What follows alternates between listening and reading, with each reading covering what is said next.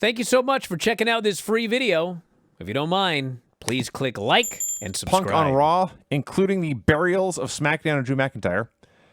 Which brings out Drew to try his promo a third time. Like all heroes, he'll never give up.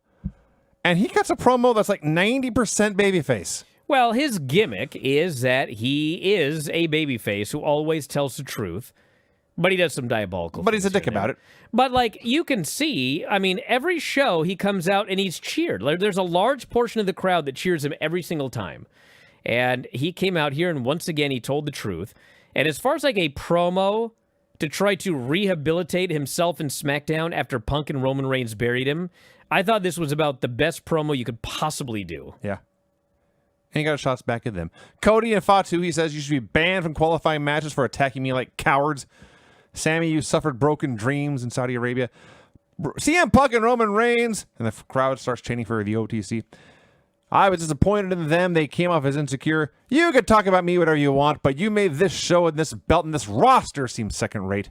I never quit when things got tough. I never went part-time. I was there when the world shut down. This belt here is the belt of the San Martinos and the Hogans and the Austins and not Dusty Rhodes. You only picked CM Punk. That was a great line. That was an awesome line.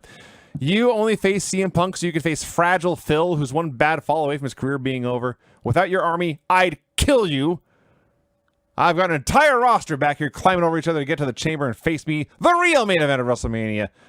And that's that. Just an outstanding babyface promo. And yes. I don't know what's going on because I don't think they're going to do a title unification match or anything. But well, no, they just had to do something to rehab SmackDown after Monday's burial. Drew now has heat with Cody Rhodes, Jacob Fatu, Roman Reigns, CM Punk, Damian Priest, maybe others. Yes. It's a lot. Then and Trick Williams. Trick Williams interrupts him. Says, you're worried about the wrong people. You need to worry about me. I'm the man who's going to take your title. Drew credits him for stepping up, but warns him, never interrupt the champ again, and walks on out. The crowd is now chanting Lemon Peppa Steppas. Yes, that's a great line. So next week on SmackDown, Rey Fenix versus Trick Williams, Jade Cargill versus Jordan Grace, Rhea Ripley and Io Sky versus Nia Jackson, Last Legend, Alexa Bliss versus Julia versus Zelina Vega in a chamber qualifier, and Cody Rhodes versus Jacob Fatu versus Sami Zayn in a very strange chamber qualifier. So I guess it could screw each other and Sammy could win. I guess that's going to happen, when I think about it. But it seems way too early to do Cody versus Jacob, and it's very weird. Their first match is not even a singles match. Solo Sikoa can't find his family. Cody and Jacob already had a match. Saturday night's main event.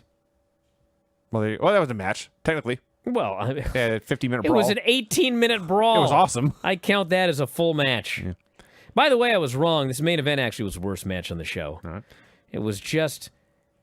I don't even know how much time they had, but it was so just there.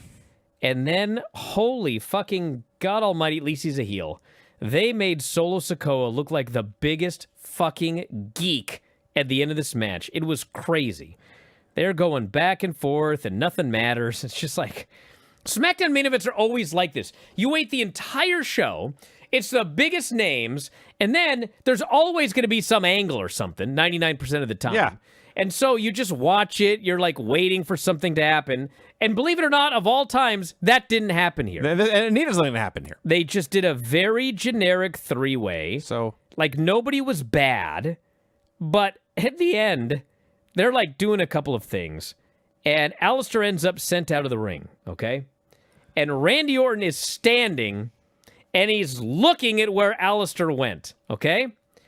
Solo sneaks up behind Randy Orton. And he lifts up his thumb. And I'm not sure if this is what was supposed to happen, but it did happen because I was watching in HD. He's got the thumb, and he's ready to hit Randy Orton, and Randy is about to turn around and get killed, and all of a sudden, Solo says something. He, like, shouts something right behind Randy Orton.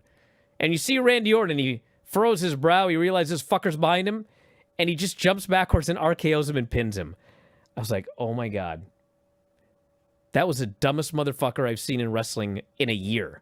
That guy could not have looked dumber. He had the Elimination Chamber slot all lined up. All he had to do was just stand there and wait for the guy to turn around.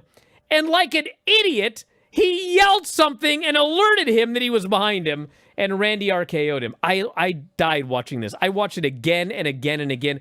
I don't even think that was supposed to be like the plan. Maybe it was, but it made this guy look like such an idiot. Thank you for watching. Make sure you subscribe to the channel and click that notify button, and you'll never miss a video again.